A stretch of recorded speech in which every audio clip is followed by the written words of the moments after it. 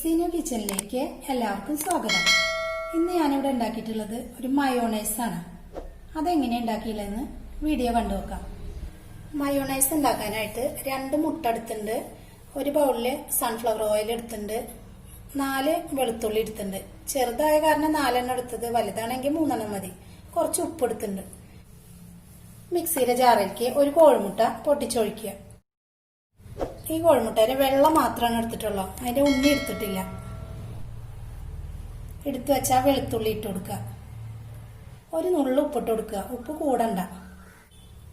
ഇനി ഇതൊന്ന് അടച്ചിട്ടൊന്ന് അടിച്ചെടുക്കുക.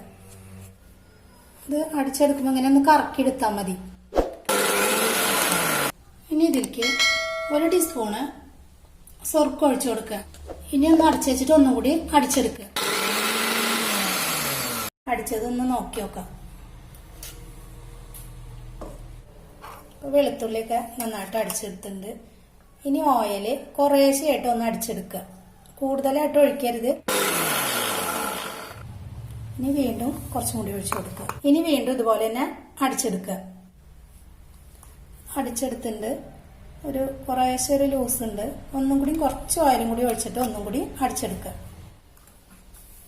ഇപ്പൊ നല്ല പാകത്തിന് കണ്ടോ, ഇത് നല്ല കറക്റ്റ് പാകത്തിന് തന്നെ കിട്ടിയിട്ടുണ്ട്. ഇനി ഉപ്പൊന്ന് നോക്കി നോക്കട്ടെ.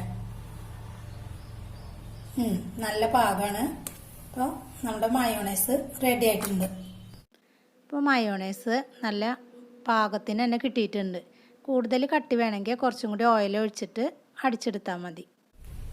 അറിയാത്തവരുണ്ടെങ്കിൽ മയോണൈസ് ഒന്ന് ഉണ്ടാക്കി നോക്കുക. നമ്മളെ വീട്ടിൽ തന്നെ എളുപ്പത്തിൽ ഉണ്ടാക്കാൻ പറ്റുന്ന സാധനമാണ്. അപ്പോൾ വീഡിയോ ഇഷ്ടമായാൽ ലൈക്ക് ചെയ്യുക, ഷെയർ ചെയ്യുക, സബ്സ്ക്രൈബ് ചെയ്യുക. Thank you.